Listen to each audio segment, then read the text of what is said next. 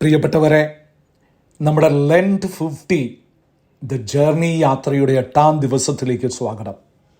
ഇന്ന് ലൂക്കായുടെ സുവിശേഷം 16-ാം അധ്യായം 19 മുതൽ 31 വരെയുള്ള വചനത്തിലൂടെ ധനികൻ്റെയും ലാസറിൻ്റെയും കഥയാണ് നാം കാണുന്നത്. ഒരിക്കൽ ഒരാൾ മരിച്ചപ്പോൾ സ്വർഗവാതിൽക്കൽ വെച്ച് ദൈവം ചോദിച്ചു, ഭൂമിയിൽ നിന്ന് നീ എന്താണ് കൊണ്ടുവന്നത്? അയാൾ തൻ്റെ വലിയ ബാങ്ക് ബാലൻസിനെ കുറിച്ചും വീടിനെക്കുറിച്ചും പറഞ്ഞു. ദൈവം ചിരിച്ചുകൊണ്ട് പറഞ്ഞു, അതൊക്കെ അവിടെ തന്നെ ഇരിക്കും, നിന്റെ കൈകളൊന്ന് കാണിക്കൂ. അയാൾ കൈകൾ കാണിച്ചപ്പോൾ അത് ശൂന്യമായിരുന്നു. ദൈവം ചോദിച്ചു, നീ ആരുടെയെങ്കിലും കണ്ണുനീർ തുടച്ചോ? ആർക്കെങ്കിലും ഒരു കഷ്ണം അപ്പം നൽകിയോ? ആ അടയാളങ്ങൾ മാത്രമേ ഇങ്ങോട്ട് കൊണ്ടുവരാൻ പറ്റൂ. ഈ വചനം നമുക്ക് നൽകുന്ന 3 ലളിതമായ പാഠങ്ങൾ. ഒന്നാമത്തെ പാഠം, കണ്ണു തുറക്കാം നമ്മുടെ ലാസറിലേക്ക്. Open your ice.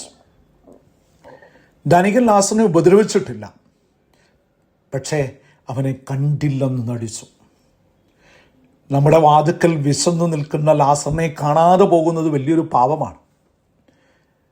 നമ്മുടെ ചുറ്റും ആരെങ്കിലും ഒറ്റപ്പെട്ടോ വിഷമിച്ചോ ഇരിക്കുന്നുണ്ടോ? ഇന്നൊന്ന് കണ്ണോടിക്കാം. തിരക്കുകൾക്കിടയിൽ മറ്റുള്ളവരുടെ വേദന കാണാൻ നമുക്ക് കഴിയണം. രണ്ടാമത്തെ പാഠം, ഇന്നാണ് ആ ദിവസം. Today is the day. മരിച്ചു കഴിഞ്ഞപ്പോൾ ധനികന് തിരുത്താൻ ആഗ്രഹമുണ്ടായിരുന്നു, പക്ഷെ കഴിഞ്ഞില്ല. നാളെ ചെയ്യാം എന്ന് കരുതി മാറ്റിവെക്കുന്ന നല്ല കാര്യങ്ങൾ എന്നേക്കുമായി നഷ്ടപ്പെട്ടേക്കാം. ആരോടെങ്കിലും ക്ഷമിക്കാനുണ്ടോ? ആർക്കെങ്കിലും ഒരു സഹായം നൽകാനുണ്ടോ? അത് നാളത്തേക്ക് മാറ്റിവെക്കരുത്.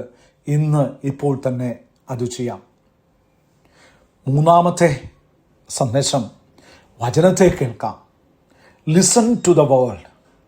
അബ്രഹാം പറയുന്നത് അവർക്ക് മോശയും പ്രവാചകന്മാരും ഉണ്ടല്ലോ എന്നാണ്. അത്ഭുതങ്ങൾ കണ്ടിട്ടില്ല, ദൈവവചനം കേട്ടിട്ടാണ് നാം മാറേണ്ടത്. ബൈബിൾ വെറുമൊരു വായനയല്ല, നമ്മുടെ ജീവിതത്തിനുള്ള വഴികാട്ടിയാണ്.